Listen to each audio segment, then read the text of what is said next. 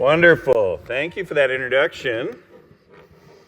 And great to be here. I'm coming in from San Francisco. And, there's someone from San Francisco. Where I've been up to my eyeballs in AI for the last 2 years, like everybody else out there. But I'm so glad I'm not going to be talking about AI today, except in a bigger context. I know you have someone talking about AI after this, and they asked me to actually talk about widen the lens, actually go beyond AI as something that's going to affect your industry, affect your world, but to really think about many different things that are going to affect your world. And what I call, kind of coming out here, I call them the Inexorables. Which is, the technologies and the trends that are inexorably coming. Slowly but surely they are coming, and over the next 25 years are going to fundamentally redefine our world. These are things that no matter what you want to do, whether you like them or not, they're basically coming. We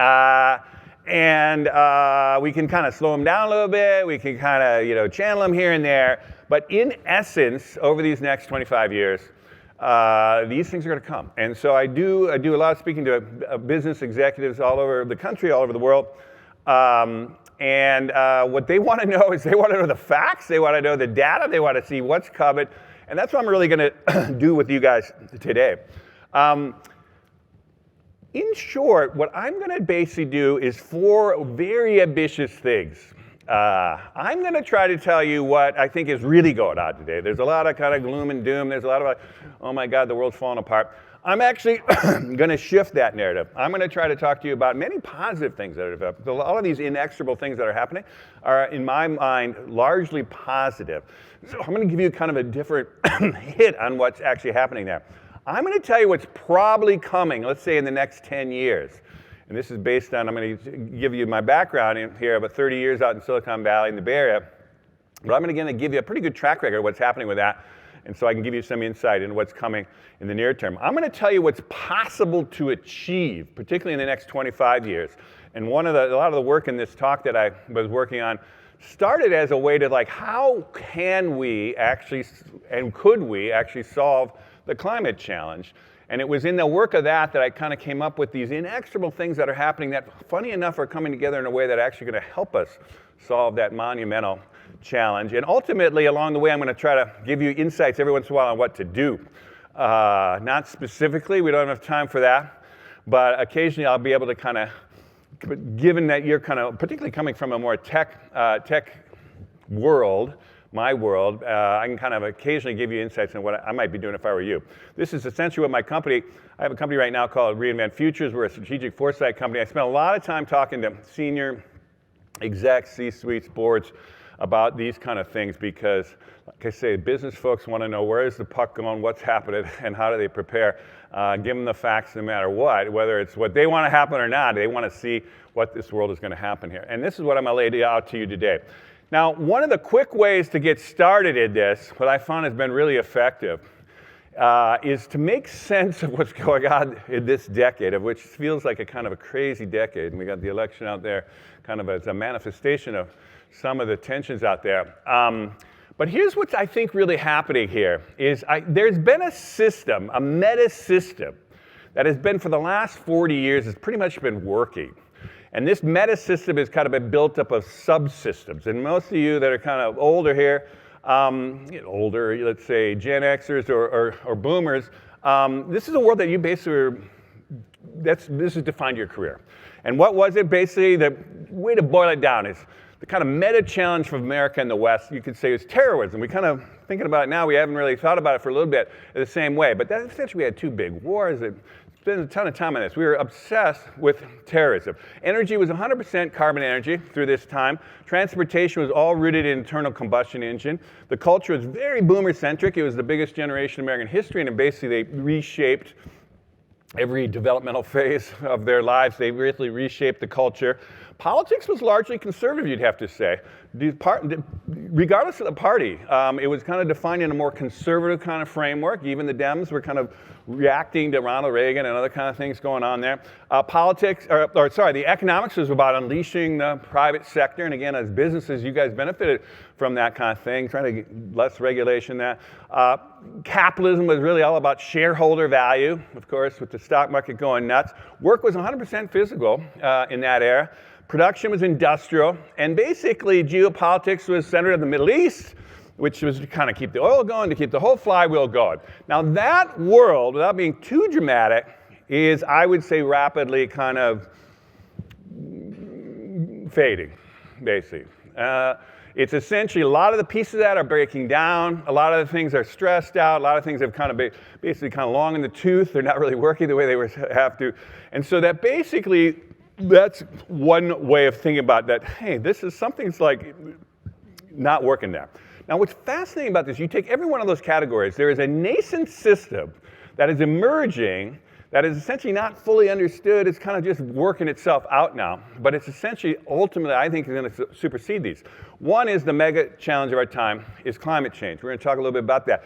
There's no way you can think about the next 25 years without thinking about climate change. Energy is actually moving towards clean energy. I'm going to give you a lot of data on that. Transportation towards electric. We're basically watching a culture much more dominated by the millennials, the kids that are basically boomers, and also now the biggest generation in American history. Politics, I would say, we're not going to get deep into this, but I think given the transition of the demographics of the country, might become more progressive in the broader sense. You're going to see economics probably involve more of the public sector. We're already seeing it with industrial policy and other things re-emerging here. Capitalism is moving more. Does all the stakeholders have some kind of insight into it? There's a lot of talk about that. Work with the pandemic, all of a sudden, boom, we jump-started into virtual work. That's going to increasingly kind of happen in many different ways. Production is going to be biological. Let's take a little talk about this, but essentially we're going to actually grow essentially a lot of materials and things as opposed to industrially produce them in this next 40 years. That's the least developed of this, but we'll touch on it briefly. And politics is now gearing towards Asia, partly because of China, but also the climate change. You have to deal with these billion person kind of societies out there. And so what I would argue is essentially all these are essentially things that are starting to emerge. And we happen to be in the decade where the tension between these two things is working itself out. That's a good way to understand a lot of the stuff that's happening, I would argue, including our politics, is that there's this tension between this transitional phase, which, by the way, and I'm going to touch on this later, American history has been filled with these. Periodically, we get into these kind of junctures of history, and every 40 years, there's a kind of a renewal of America. I think we're in one of them now. Now, on top of that, what's really kind of behind this, you could say, is these inexorables, these things that I kind of teed up to you earlier there. And a lot of these I'm going to touch on briefly now, but I'm going to go into a little bit more. One is we are going to have universal connectivity, meaning every single person on the planet is going to be connected to the internet and broadband with like this decade. That's happening. We talk about that. Ubiquitous AI. Again, I'm not going to I could go the whole talk on this, but essentially we are going to be enveloped in AI. All things are going to be essentially infused with intelligent machines and augmenting us in pretty much everything we do. Accelerated innovation. That is going to lead, that among other things, to an accelerated pace of innovation. If you thought innovation was a big deal, things to be changing in the last 25 years, last 40 years, you ain't seen nothing yet. This is going to really move fast in many respects.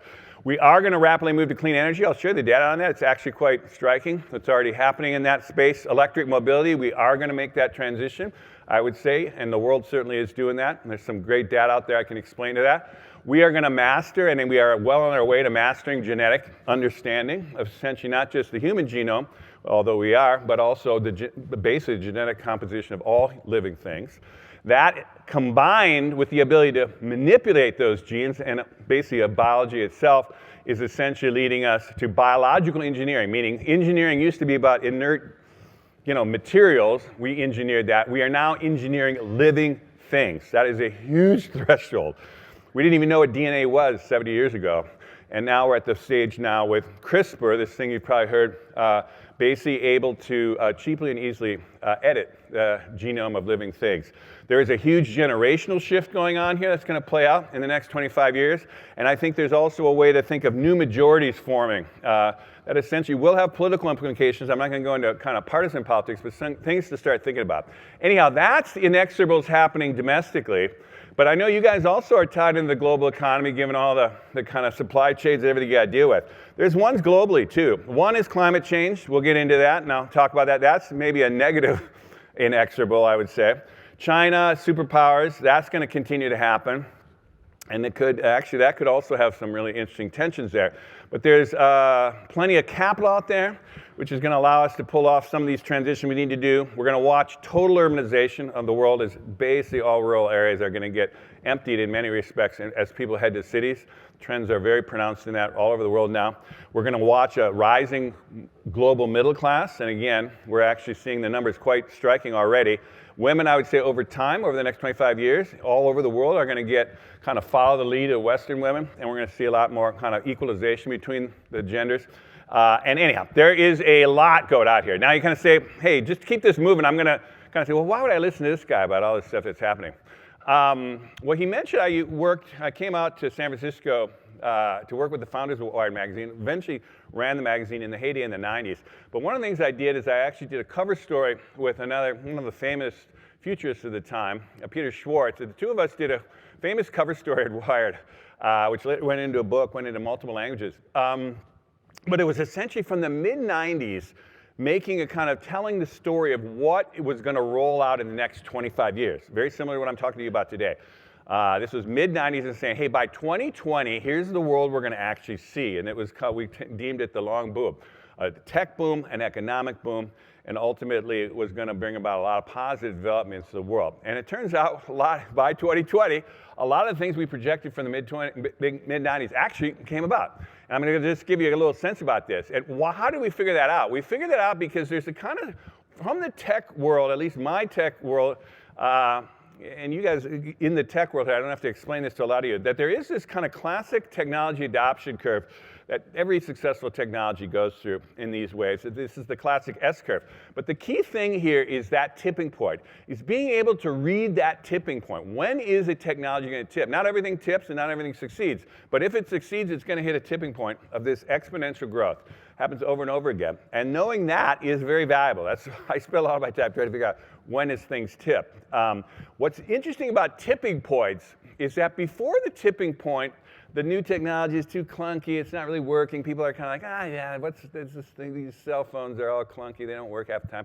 And then all of a sudden you get an iPhone or something that really pulls it all together and you're like, whoa, everyone thinks it's amazing. And then the thing goes off the charts. And so that is a classic thing. And so a lot of these things I'm talking to you about are kind of haven't quite fully tipped yet, or they're just at the beginning of tipping. And so you're kind of thinking, well, those electric cars, are they really going to work? Anyhow, the point is, we're at these tipping points on a lot of things, and I'll get into more of those later. The other thing about this is systems that are built around technologies people are reluctant to let go of the old way of doing stuff. And so once you kind of have, you know how it works, I'm successful in it, I got a business strategy for it, I don't want to leave that thing. And so then you get a new technology, or a new way, that's kind of like, comes along and go, wow, that's interesting. Let's say AI comes like, this is interesting. You talk to computers, and it's actually, oh, wow. And then you think, well, it doesn't initially it's just like the bleeding edge people. And then there's enough people using it, and they go, oh my God, this thing is amazing. And all of a sudden, the whole thing kind of shifts. This happens over and over again. It happens with technologies, also happens with trends. You know, it goes to like, okay, you know, this is the way women in the workforce are kind of treated, and then all of a sudden you get a kind of a Me Too thing happen and a few kind of high-profile cases, and all of a sudden the entire landscape changes of how that's actually dealt with. So trends work like that too. And so again, I'm going to hit you with a bunch of them that are coming here. Now, going back to that long boom thing, we said, well, hey, what happens if these basically chips keep doubling in power every 2 years, which they had been doing with this Moore's Law thing? Well, it turns out, this is a logarithmic chart, by the way. A lot of folks, at least you're techie types, so you get log charts. But basically, if this was a real chart, it would be a skyscraper. It's like the doubling just kept going for those 25 years, and we got extremely powerful chips. costs would drop dramatically. This is crazy. I don't know if some of you in this room can remember this, but 1980, when I was college, basically, 1 gigabyte cost $700,000. Remember that? Now it's like a penny. And everybody's phone probably has 200, 300 gigs in it, right? Dramatic drop. Again, jumping off the skyscraper, if this is a log chart. Growth of people on the internet. When I was writing that story, 25 million people in the world, Americans, were on the internet. Mostly Americans. And eventually we said, yeah, everyone's going to be connected. It got to 60% by 2020. It's about 70 now. Ultimately, we're going to be everybody. Apple was dead broke, begging Steve Jobs to come back when that cover story came out, because they were literally 3 months from bankruptcy. Well, he took it to the first trillion-dollar company. Trillion. There were not ever trillion-dollar companies until this time. And look at that kind of hockey stick thing go there. And it wasn't just Apple. It was by 2020, this is January 2020, basically the most valuable companies in the world, the commanding heights of the global economy, were all dominated by not just American, West Coast American, and not just West Coast American, San Francisco Bay Area and Seattle-based kind of technology companies. All of them $1 trillion. In this case, Facebook wasn't quite there, but it would go up and down. And there's, of course, we've seen Tesla and others kind of hit the $1 trillion mark. But anyhow, but in the market snapshot, that was that. And it wasn't just, the tech industry. I mean, there's many different things to do this, but to keep this going, corporate profits, of which all the businesses kind of saw, boom, they were actually going through the whole kind of period there. And then this was another one, which is, when this story came out, the Dow was at 5,000. And there was a group of us that was saying at the time, it's not crazy that the Dow could get to like 30,000. And people thought we were insane. It was 5,000. Well, by 2020, we hit 30,000. And in fact, now it's what, 40, or whatever it is now, the latest, The point is, you can actually project what's happening in these things. And so what I did is, I was asked 2 years ago, right before ChatGPT broke out, 2 months before that, I was asked to do another magazine piece looking out to the next 25 years, doing what I'd done in that previous one, and to use these same techniques to go out. And so there is by the way, you can just Google that out there. It's out there, it's available. It's a 10,000-word piece. It's a whole other kind of talk I can do on that one. But basically, one of the things I want to what's relevant here is there were three one of the reasons about the next 30 years, or 25 years, sorry, is essentially there are three world historic technologies that have now come online. One is AI. Literally, this is a step change in human capabilities. We are now, for the first time in human history, essentially now going to augment ourselves. The intelligence, we've never had an augmentation of our intelligence. We've had augmentation of our physical powers with machines, 200 horsepower machines and things, but we have never been able to amplify our intelligence until now. And so that is a game-changing thing. We're going to, again, talk more about that. Clean energy. We are now, the clean energy shift here is a huge one. And here's the thing that's going on here. Up until now, energy has always been a commodity. You had to dig it out of the ground: coal, oil, natural gas. Now we actually have energy that is a technology. Solar is essentially a technology, very similar to chips. And the thing about technologies are you can manufacture them at scale and you can drive the cost down, down, down, down, down. And also you don't have to feed them anything except sunlight in that case, or wind and some of these other ones. But essentially that is a game changer. And so, because every time you double the production, the number of units, this is a classic law, it works on many things, but in solar, every time you double the amount of solar panels created, you essentially drop the price of about 20%. And here's the thing, folks, it's not done dropping. It's going to continue dropping. It is already the cheapest energy in the world. It is going to get a lot cheaper. Anyhow, it's a crazy damn thing. And the other one is bioengineering. We didn't even, like I say, know how humans work. We didn't know even what DNA was. And now we actually understand we can biologically engineer all living things, including ourselves. These are three world historical things in 1,000 years to look back and go, oh, they finally figured out that. Oh, they finally figured out that. Oh, they finally figured out that. That's the level of big deal that we're in right now. Triple whammy, another way to talk about that. The one thing that is going to define, in a negative way, I would say, the next 25 years is climate change. And that has tipped too. And, but I'm going to lay this out fast here in our kind of whirlwind of all these inexorables here. One thing that you got to kind of keep in mind here is this is essentially CO2 in the atmosphere, and CO2 is what traps the heat and actually warms the planet, and this is the thing around behind climate change. This is essentially human beings, Homo sapiens, with our brains and our bodies, arrived about 300,000 years ago. And so on that's on that chart, you can see where that is. Those ups and downs before that were climate ice ages, because there is a natural rhythm to the carbon going in and out of the atmosphere. It has to do with natural processes. Humans have nothing to do with that. Until we hit the Industrial Revolution. That's that thing that went up, hockey stick. And that is humans, like us, have never lived in a world with this much carbon in the air. Now, it can get a lot higher, and then you're in a world where dinosaurs, giant cold-blooded lizards run around, and mammals are like the size of chipmunks because we can't survive in that kind of heat. But basically, and we're not going to get to chipmunk level, or we're not going to get to dinosaur level, well, presumably. Let's say for a while. But anyhow, the point is, this is not a good direction. This is going to define essentially what's going on here. It's going to define what's going forward here. Now, this is essentially what regions of the world have essentially been responsible for putting CO2 up there. And there's one way to go into kind of some guilt trip worry about that. But what I'm putting this up here is not that. It's to say what is clear is China and India are the newest additions that are pumping the whole thing higher. But look at the United States and Europe. The developed world is flatlining. We actually have gotten to a point where we are not putting any more carbon in the atmosphere for the last 40 years actually here, even though our economy's been growing and we've been adding people and all that kind of stuff. And so it goes even back to this, is you can see this essentially, we are now in the West, this is basically not just advanced economies, this is the West, including Japan and like Korea and others. Basically, we are putting as much CO2 in the atmosphere as we did in the 70s, before this whole damn thing started, in the oil shocks of the 70s and things. And we did peak, we're coming down. The reason I'm pointing this out here is we know how to peak and we know how to bring it down. What we need now to do, and this is why you're talking about COP, all these COP meetings, the UN and all that, is we're trying to figure out how to get the whole world to peak and to drive it down.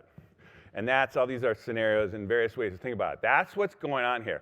And whether you believe it or not, or agree with it, or who cares about climate change, whatever, I'm just saying it is going to define our world in fundamental ways. It's going to drive government policy.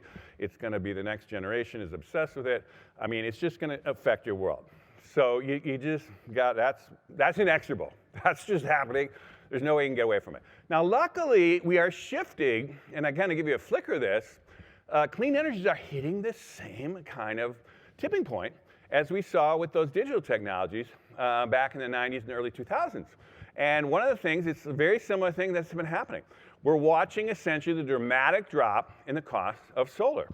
This is what they call the Swanson effect. It's different from Moore's Law kind of thing, but it's its own version of it. But the biggest drops were in the 70s, where we were making the biggest leaps. But basically, we've been able to kind of drive that thing down very, very cheaply by 2020. By the way, it's continued past this, but I'm just using these charts because 2020 is my kind of beginning, middle, end kind of thing from the previous era to this era. Anyhow, we've driven the costs down. The key thing, though, that here in the United States you should kind of look, solar now is the cheapest energy source. If you take the levelized cost of energy, levelized cost of energy is what will it cost to build this thing and to keep it going for its entire lifetime to produce energy. And the thing about solar is, once you build it, you don't have to keep shoving coal in there or bringing oil in there or taking natural gas in there and keep paying all the time. Or nuclear for that matter too, which you have to pay. Solar, you don't have to do that. So what's happened is, in the last 10 years, it's 90%, the price of electricity from solar has declined 90%. It's just dramatic, and it's cheaper now. No one's building coal. I mean, in this country, it's like everything has been shoved with coal. I mean, there's still coal plants operating because they're already up, but everybody's shifted to this. Red states, blue states, they're all figured this out. It's the cheapest, and it's going all over the world. By the way, it's not stopping here. They're going to keep driving it down, as I mentioned. 20% reduction every time we build more. So what's happened? Hockey stick. Here we are. Just by 22, it was basically 1.2 terawatts. The world, I think, sucks up about 17 terawatts of energy, the entire planet in a year. But look at that trend line going up. We're watching, here's an example that kind of gives you the kind of forward motion of this. is if you go back to the 60s, here's the portion, how much nuclear energy was actually able to scaled early, ran into problems around kind of 3 Mile Island and all this kind of environmental stuff and various pushback on it. Stagnated all over the world, by the way, but it also in the United States. But here's non-hydro renewables, meaning this is wind and solar combined, is this hockey stick now. Wind, by the way, doesn't have the same efficiencies as solar, but it is also kind of scaling up dramatically. So if you were an investor, where would you go? You'd put it on the hockey stick thing, which is what's happening. I'll get to there's some money versions of this later. The same thing's happening with electric cars. Why? Because battery prices have come down dramatically. Same thing. Basically, if you go back, battery costs have dropped about 100% in the last 30 years. And this spans the time that Elon Musk and others were like, holy shit, and they were helping drive the cost down. But now it's really cheap, and by the way, getting cheaper. And so what's happened in that period is you're watching essentially the takeoff of electric vehicles. 17% of all new car sales are totally 100% electric now in the world. 17%. We're the laggards, folks, in the United States here. I'll get to that in a second here. But essentially, globally now, it's 17%. The United States has just hit about 9% in this last year, which is pretty good for where we've been. By the way, California is about 25% of all new cars are electric. San Francisco is actually 50%. Basically, half of all new cars are now electric. So there are parts of the country that are going gangbusters at this, others slower. But this is, what's happening is you're watching, all these countries are taking off like this. Norway, by the way, is almost 100% of new cars are sold in Norway. It's an oil company, or it's an oil country. But basically all of them, if you look at here, it's the Northern European countries, China, UK, the world, and then we're kind of down there with Japan and India. Essentially, we're really not. Now, why is this happening, by the way? I'll give you one last thing. It's cheaper now. And it is going to get much cheaper for an electric car over an internal combustion car. It is one of the reasons we're throwing up tariffs on the Chinese electric cars is because they can produce kick-ass cars for $20,000. And those will soon be $15,000. And then basically all the poor people are going to want these cars because they're cheaper. And also, by the way, electricity, way cheaper than gas. So and there's no maintenance in these cars. I mean, it's just a no-brainer. It's why the whole auto industry is going there. But here's kind of an idea of how it might chart out over the next 40 years, different regions. And then we're going to throttle back internal combustion engines. They're just going to be too expensive. And it'll be kind of hobby things and whatever. Somebody gets to drive around a old one once in a while. But essentially, that's going to be it. And there's a transition with hybrid while we get the charging stations figured out, which is a pain in the neck right now. But anyhow, boom, inexorable. Now, I gave you kind of the clean energy things, kind of giving you a pretty convincing case of, holy shit, this stuff's happening. I want to give you a quick thing on the IT world, your world, and then I'm also going to give you a little touch on, not much, but the bioengineering thing is going to happen too. So quickly here, universal connectivity. I told you about 70% of the world is connected up now, which is an extraordinary thing. But essentially, we're going to get everybody connected this decade. And one of the reasons are these basically, again, another Elon thing, low-level satellites are just blanketing the world, and you're going to have high bandwidth connections on every square inch of the planet. It's still a little expensive for everybody to use it, but essentially that's how they're communicating in Ukraine, and that's how, when everything goes out on the ground, they're basically doing it in the hurricane areas and stuff. That's basically, and it's not just Starlink, which is Elon's thing. Many of them are doing this. Here's the thing that's interesting. This is how many people right now, roughly. This is a couple years old, but basically, this is how many people basically are already on the internet users. But here's how many people are still not on the internet. It's basically half of Asia is still not on the internet. Basically, 3/4 of the Middle East and Africa are. I mean, we kind of think it's like everybody's on the internet. No, it's not true. And so if you think about it this way, there's 3 billion other customers for you folks out there. And everybody, you do all the components. Everyone's going to need a cell phone, and everyone's going to need something, and once they get connected. Anyhow, the point is there's a lot more room here. The other thing to think about, too, is we think, oh, the digital revolution's already happened. Not true. Basically, that's true in business and various places, but education, healthcare, government policy, still kind of government itself, e-government, it's just not completely transitioned. So again, tons of growth in this kind of connecting everything, making everything digital, everything, and particularly around AI. The second one, obviously, is ubiquitous AI.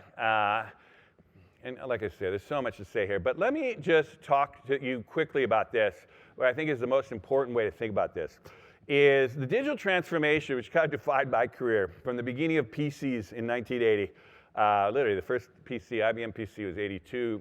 The Mac was 79. Anyhow, so think of it, 1980 was the first personal computer, right?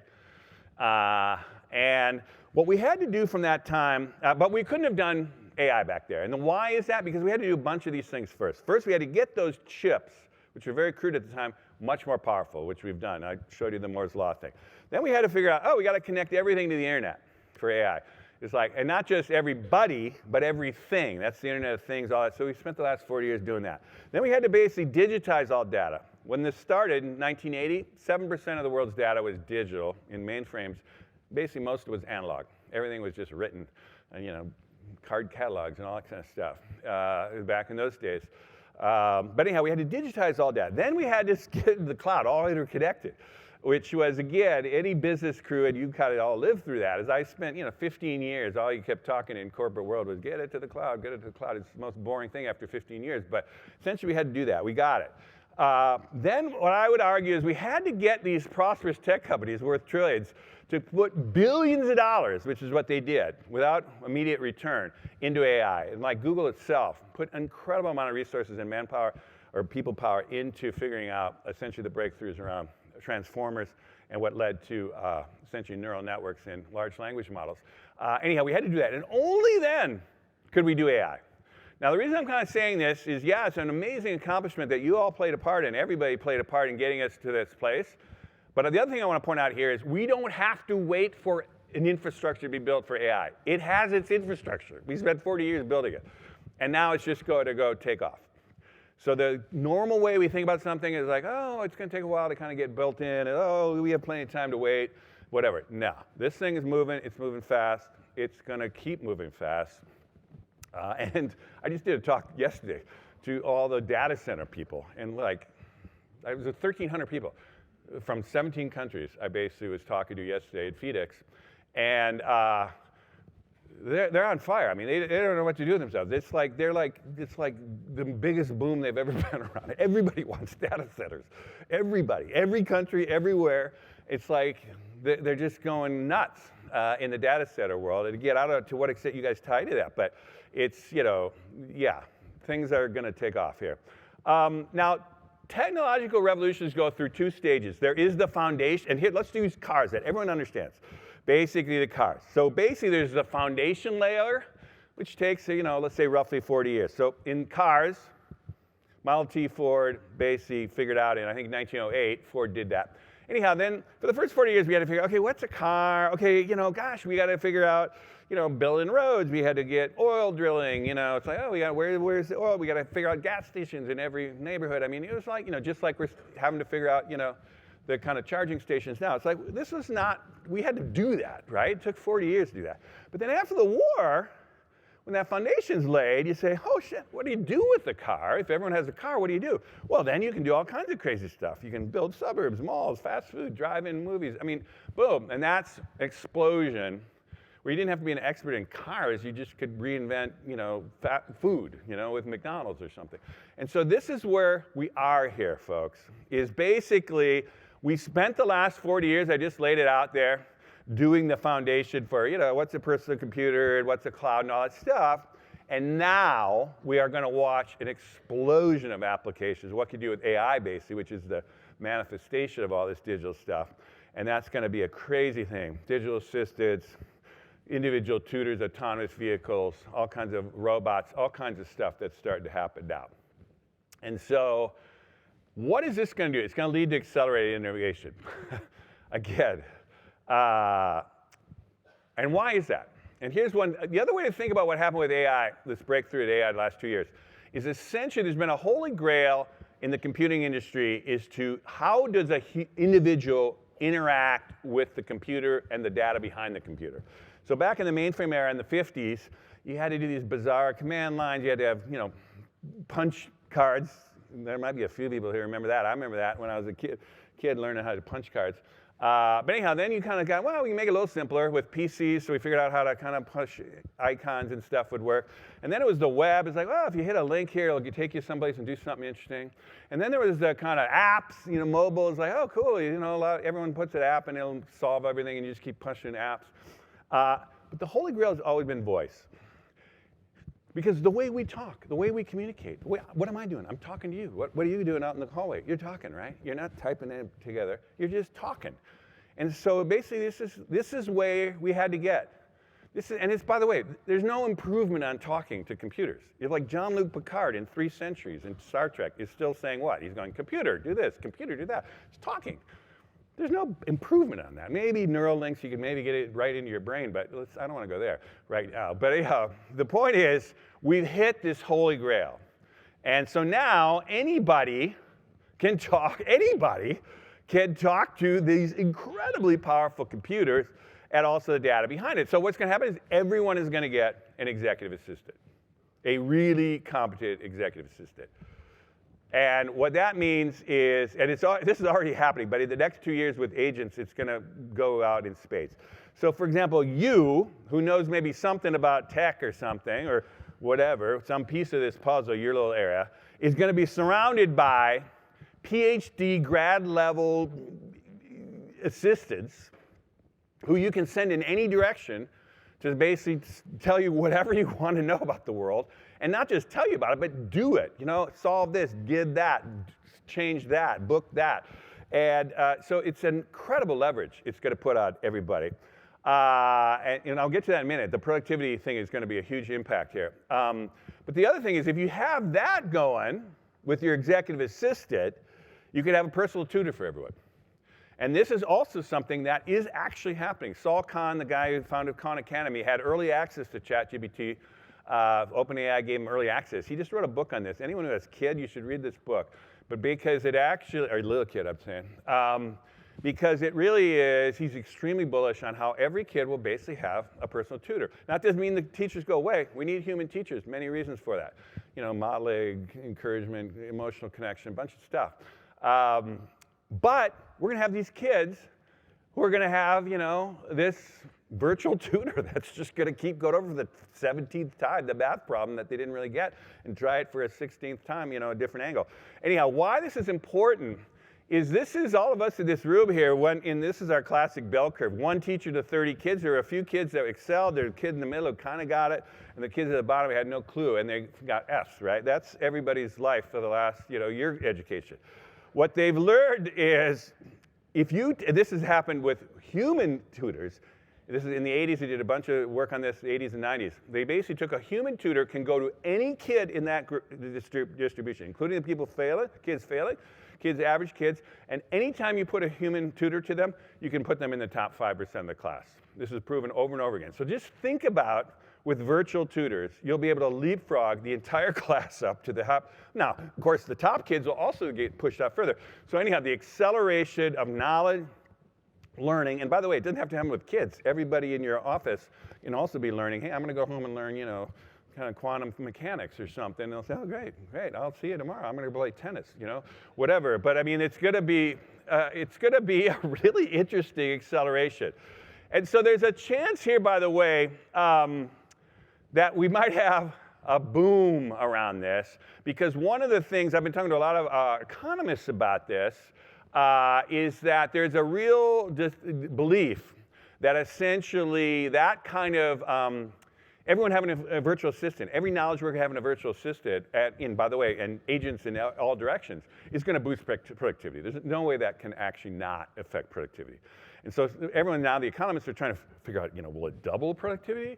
And if it doubles productivity, which is at the core of any kind of economy, it'll drive higher economic growth. In fact, here you kind of see here, the holy grail of productivity is what we all want. Higher productivity, every worker doing more, basically drives broader economic growth, more prosperity. Everyone kind of goes up here. Now this is, again, from the 50s. You can see the steep rise in productivity there in those early days. which is the great boom of the post-war boom. It flatlined for a while, then it kind of picked up again, flatlined. It's been flatlined recently here. In fact, this is something that's actually happening here.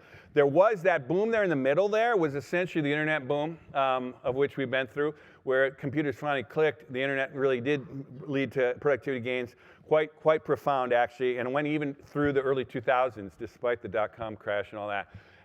But essentially it's been going down, and there's a lot of reasons, like people are trying to figure that out. Until now, it's starting to tick back up, and a lot of people are thinking we're just going to see now the beginning of the productivity boom that's going to come from this. Again, figuring out how big, how long is still up for discussion, but be prepared for a booming economy. At least be open to it. Genetic understanding. So I'm shifting here quickly to some of the biological stuff, which is, again, here's another log chart.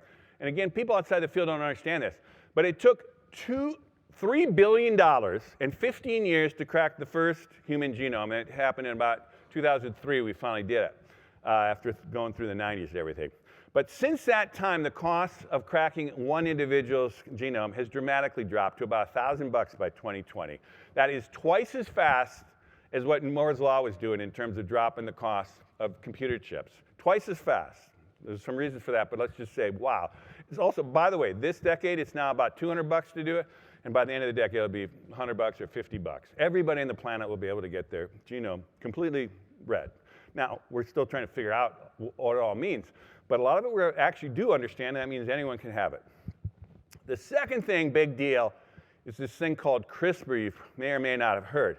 But basically, in about 2014 or 15, that period, Jennifer Doudna, who's a UC Berkeley prof, who won the Nobel Prize recently, figured out, she actually had a team, in bio it's always a team, but anyhow, the point is they figured out how to cheaply and easily edit genes. Cheaply and easily, this is the key point, meaning it's really a no-brainer. It's really easy to do this. And so you can actually genetically engineer plants, animals, theoretically us, with a couple exceptions of one rogue scientist in China, we basically have avoided that. But anyhow, the point is we know how to do this. And so this is just as a proxy. Once investors figured that out, they started to pour money into biotech. This is just VC money going into biotech. Now, so what that's given us is this idea of finally we're within reach of what they call synthetic biology. When you hear synthetic biology, it's essentially artificial biology. Bioengineering. We can engineer life. And again, something that would have been just preposterous 50 years ago is now we can do it.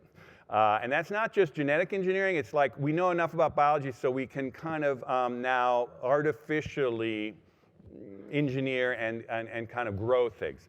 So I'll give you a good example is cultured meat. You've probably heard some of this in the news a little bit here. But one of the things that's interesting is once people get some money in the globalization boom of the last 40 years, everyone who got any kind of money, they want to eat meat. So all over the world, basically, every region is eating more meat. Now, meat is actually not good for the climate, that CO2 thing, particularly beef. Puts a ton of CO2, methane, all kinds of things that exacerbate our problems. So we're trying to figure out, hey, what happens now if you take a cell from a live cow, you don't have to kill the cow, or a pig, or whatever, fish, whatever you want to do, and you put it in a vat, and you give it the amino acids and all the kind of things that essentially the cow would have gotten roaming around for years chewing grass. You basically do it in a concentrated way in a vat with energy, and you can get huge efficiencies to actually grow that cell into essentially beef or the meat of these other things. And so we are actually able to do this. It's still quite expensive for beef, but actually chicken you can start to buy. It's actually gone commercial. It's rare, and it's still quite expensive. But there is a way to think about how we might actually be engineering more of this. Now, you'll still have probably a great cut of beef for a long time here from a cow out there, and that'll be your thing you're going to do, and I don't know. But that said, is every McDonald's hamburger in 2040 will probably be this, that kind of stuff. But anyhow, this is a good example of what I mean by bioengineering and synthetic biology. Now, given the time here, I want to give a couple things to a few other things here beyond technology. One is generational shift. This is America. This is inexorably happening. By the way, this is one thing you can always do with demographics is it's inexorable. You know how it works. This was American population by generation in 2020, and that is essentially between those shaded areas are kind of the people that matter in an economy. They're the people who buy stuff, and they're the people that work. Now, so one of the things you see here is half the boomers were already past retirement in 2020, and also those numbers of boomers are going down. That means they're dying. Not to put too fine a point at it. There's probably boomers in here, so yeah, okay. Anyhow, the point is, if you just play this out, this is what demographics you could do. This is 2030, which is all boomers are technically retired. There'll be, some beyond 65, but anyhow, all retired, and that's going stage left there. And millennials and Gen Z, which are very similar and they're aligned in many values, will absolutely be dominating everything. I mean, Gen X, by the way, there's a lot of Gen Xers here. You're just a smaller generation, so you don't have enough weight to throw around to define things. But thank God you're holding the boat kind of steady while we kind of lose the boomers and bring on the millennials and everything. But anyhow, that's 2030. You just keep playing it out. That's 2040. The world, whatever the millennials and Gen Z want, we're going to do, folks. I don't care if some screaming boomer saying, damn it, you're doing it wrong. They're not going to listen to you.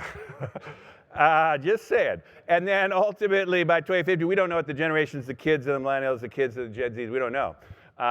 They might react completely to them. But anyhow, that's one thing that's going on there that's important. This is one that's really relevant today, since you're all running businesses today. This is essentially, right now, and here's the generations in the workforce right now. The silent generation, by the way, this is Joe Biden. He just retired there, he's about to. He's in that generation. So that's that generation. That's the baby boomers coming off out of the workforce. That's Gen X holding the fort and balancing stuff. Millennials are the biggest generation of the workforce right now. And that dip, by the way, that's just the pandemic. And Gen Z now, there are as many Gen Zers as boomers in the economy right now, working. So just keep in mind, and which is the hockey stick going up? Where do you put your energy? Where do you think about it? If you're a business, take a photo of that, because that's your business. Now, the majority thing is a different thing too. There's been two booms in American history here, immigration booms. One is the late 19th century, early 20th. That's that first one there. That's mostly European immigration. And then there was a second, and then it throttled back in the war. All the craziness of the war in the 30s, depression. But then essentially opened back up. And by the way, that was a bipartisan thing. Reagan and everybody on the Republican side were totally into immigration. This was not, so anyhow, the current politics around immigration were not the politics of the last 40 years. Basically, we had a second boom. And in raw numbers, it was even bigger than the first boom. In percentage, it was not as big, not quite as big. It was like, but anyhow, there's about 17% of Americans are foreign-born right now. Meaning immigrants at sub-level. And that's legal immigration. Legal immigration too. So by the way, so then once you bring in people from all over the world, often people of color, essentially this is the American population in 2020, because as the people of color go up, percentage of whites go down, and we're expected by about 2045, certainly by 2050, to basically, whites will be essentially less than 50% in the country. Now, this is what happened to California 15 years ago. And California has about 35% white population right now. And it's not that different, folks. I love California. It's an awesome place. I wouldn't leave. I wouldn't move. And so people that are freaking out about that are thinking, oh my God, what's that world going to look like? It's like, just go to go to LA. Basically. Anyhow, that's happening. Now, here's another thing that's happening, by the way, is the ranks of the college education. Think about this. In 1965, there was only 10% of Americans had a four-year college education. It's about 40% now. The younger generations, by the way, like millennials, are about 60%. So the people out there are getting much more educated. So that's the thing to think about. And again, trend line, you keep that going. Now, so what I would just say this, without getting into partisan politics here, I would just say, keep you open to there's been an oscillation in American politics between kind of conservative eras and more progressive eras, progressive in a kind of broad sense. And so I would say the world of post-war world was a progressive era where you had more government intervention, higher taxes on the wealthy, more egalitarian kind of spread the wealth kind of things, more investments in infrastructure from the public infrastructure. And basically, but that was like a 40-year thing. Then we had a kind of era with Ronald Reagan, and kind of we've had a conservative era. Even the Democrats have kind of channeled more to market-oriented solutions, all that kind of stuff. Again, this is an American phenomenon. It's kind of both sides kind of being more conservative politics. I would argue, given what I just laid out to you, some of that demographics, at least stay open to this. As business people, you never know. Maybe I'm wrong on this, but I would say keep open to a shifting, a pendulum swing going back to that. We're starting to see it with more industrial policy, government intervention in the economy. It's possible taxes are going to go up on the rich again. There's a lot of talk about that out there. Anyhow, the point is, this is something that if I were you, I'd be thinking, well, that's possible. Whether you like it or not, whatever. It's just these trends are bigger than you, I would say. Now, what's interesting about that in a positive way, I think, is that American history has been essentially reinvented about every 40 years. This is a crazy interesting phenomenon. It's not really clear why this is, except that Americans just can't keep doing the same thing more than 40 years. But essentially, there was an invention of America in the early, obviously off the Revolutionary War. Then there was a backlash to that, to the East Coast kind of elite founding father crew, to essentially the populist. Andrew Jackson was one of the guys here. But essentially, there was a populist backlash to that, which kind of defined another 40-year era. Then there was, of course, a big war, and then out of the war, kind of essentially a reworking of America into a kind of more manufacturing, industrial economy. Then there was a kind of reinvention when everyone was pouring back into cities in the East Coast and stuff. You had the progressive era, they call it progressive era.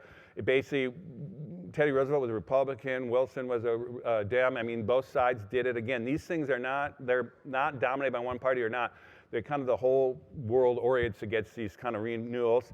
There was another big one off the Great Depression, World War II, the New Deal and all that stuff, Great Society. But even Eisenhower and Nixon was the guy who established the Environmental Protection Agency. I mean, everybody kind of was, okay, that's the way we're going. And then there was a shift with Reagan, again, a 40-year thing. I would just argue, and it doesn't have to be necessarily this exact election, but something is going to define this next era. And I think there's going to be another consensus. One other thing to point out about this, every one of these junctures is extremely polarized, extremely kind of passionate, and because their stakes are high and there's a lot going on. The Civil War, we lost 600,000 Americans died, but in the 30s, it was a crazy time. And basically, these happen to be the 70s and all the stuff going around that. Anyhow, these junctures are like that. So I'm just saying, we're in the middle of another one. All right. I'm going to go quick here to end, not totally end, but as we wind out my hour here. Because you guys have global supply chains and all this. The thing that the last 40 years also, besides tech, had a crazy interconnection to the world. So essentially, this is the 1980 thing. We basically saw exports take off, totally, and then flatline a little bit there. Then we saw international, basically travel take off. 1980, look at how few people were traveling around. This would be crossing a border in another country. Now it's like 1.5 billion people every year. And, they're going all over the place. GDP per capita basically kind of went through the roof again. From 1980, there it is, boom, particularly in China and East Asia. But essentially, more people having more money in their pockets. The world population, this is a good thing too, is like, look at that, folks. In 1980, like 40% of the world was living on less than $2 a day. And basically, we've driven that down to about less, I think it's 9% now. By the way, that big part of that was China. China brought 800 million people living on $2 a day. They brought them into cities, into a working economy, which is one of the reasons why that economy boomed, was like these people were like, damn, I'll work for anything. $2 a day is like, I'll work for $10 a day. Anyhow, that's one of the things there. But the good side of that is, that was a great thing, humanitarian. And so what I'm going to do quickly here is just touch on a few of these. I've already touched on climate change and that. China is a superpower, the superpower next to us. It's without question, it basically in that same period rose to the second most powerful, biggest economy in the world, from really a kind of a knucklehead place at while before that. And I mean, literally with all that, 800 million peasants at $2 a day, it's like, anyhow. but to this crazy superpower. And this is kind of an example of like, they've laid almost 40,000 kilometers, or 40,000 kilometers of high-speed rail. We still in the United States don't have one high-speed rail. We're trying to get one from San Francisco to LA. We're having, keep running into problems. We can't even get throughway to the thing. But anyhow, China just went nuts with it. So they're a formidable force. But here's the thing that's going on here, is in every one of these junctions we've seen before, when America kind of hits these reinventions, there's also an explosion of democracies. This came around 1900. After World War II, boom, there's a big explosion. This was, again, kind of after the fall of the Berlin Wall, Reagan, that period, boom, there's an expansion. So we've seen this kind of autocracies, top-down autocracies, bottom-up democracies, on and on. And so what's happening now around AI is essentially there's two superpowers. There is only two. It's China and us. We're about 10 years ahead of them by most kind of, in terms of the front lip of this stuff. Without question, we got a lead in this stuff. But they have the capacity to actually catch up. And so here's a good example of supercomputing, the world's fastest supercomputers. I mean, China was kind of really didn't do much at all until about 10 years ago. And they've been ballooning out, in fact, putting tons of resources into that. And this is another one, the chip manufacturing thing, which is interesting. China, again, from nothing, truly layered into about roughly what we got now. This is what's behind the CHIPS Act. We're trying to bring back, claw back some of that chips back into, and this again affects you guys, into the United States here for national security reasons. And because really this is a battle between, a world that essentially, the China way is essentially authoritarian top-down. If you get AI and all this stuff in the hands of that kind of approach, that could be quite dangerous and not the kind of society you want to live in. I would choose kind of more the democratic open society way of doing it. As crazy as that is, and it gets crazy, which is what we're seeing, with the election and craziness and misinformation and all the stuff going on. It's like, well, yeah, that's what you got to live with. But I'd rather have that to kind of guide us forward. So that's a big part. Couple last things here, because if we're going to solve climate change, what are these big trends to pull this thing off? One is, do we have enough money to capital reallocate? And I did a lot of thinking about this. One of the things you should know out there is that this is an example in 2022, the latest example of over $1 trillion went into clean energy investments. This is not government directed. This has nothing to do with the government. This is like people thinking, hey, I got my money. What would I bet on? That green one is $350 billion went into electric vehicles in 1 year. And that red is solar, about the same, $350 billion went into solar. It's like people know how to make money. They're going to put it in there. By the way, that's a hockey stick that's going to keep going, I would argue. The other thing is liquid capital in the world. For those that are kind of, you ever think about it, it's about $100 trillion down. Right about now, there's about $100 trillion in all the stock markets of the world right now, not just New York. This kind of breaks it down a little bit. But basically, $100 trillion. And all we need is about $4 trillion a year to be reallocated towards climate tech and clean energy stuff to make this transition. That's been an estimate. I mean, more is better, but let's just say it's not crazy money that already has to go. We're already at over $1 trillion. If we can get to $4 trillion, that would make things happen. We got enough wealth to do that. The other thing that's happening is we have to get people into cities. And luckily for us, that is a big trend. Migration, for all of human history, more people have lived in rural areas than cities until 2010. That tipped. And there's a migration into cities all over the world. And by the way, it's also in the United States. Less than 20%, basically it's less than 20% of the United States lives in rural areas. When you talk about rural areas, it's like even if it's a red state that's considered rural, most people are living in cities. It's happening there, but it's happening in Africa, it's happening all over the world. And so it's basically, and that's a good thing, because cities are much more efficient and much less wear and tear on the environment, particularly in the third world, where they're burning trees and everything else to kind of cook their food and stuff. So anyhow, this is a projection out to 2050 where about 70%, if not 80% of the world will be in cities. That's a good thing. Second thing is, you've got to get people out of extreme poverty. And so what's happened, which is extraordinary, is we actually have brought the entire world up. And this is, if anyone's traveled, you see this all the time. Global middle class, which is you have a scooter, you got a refrigerator, you got an air conditioner, and you got a little pocket money to get your kid to school. That is global middle class, not what we think of as middle class here. This is a snapshot of currently what's going on, meaning half the world is middle class or rich. By the way, every one of us, even our poor people, are rich in the global standard. They think by 2030 we can get it to about 1.7 billion more. So if you compare those two things, we can grow that middle class up, shrink the vulnerable, that's $10 a day or less, and poor, it's $2 a day or less. So we are moving the world in a positive direction. That's good, because that also has a better impact on the environment. And the final one here is women are equalizing, I would say, over the next 25 years.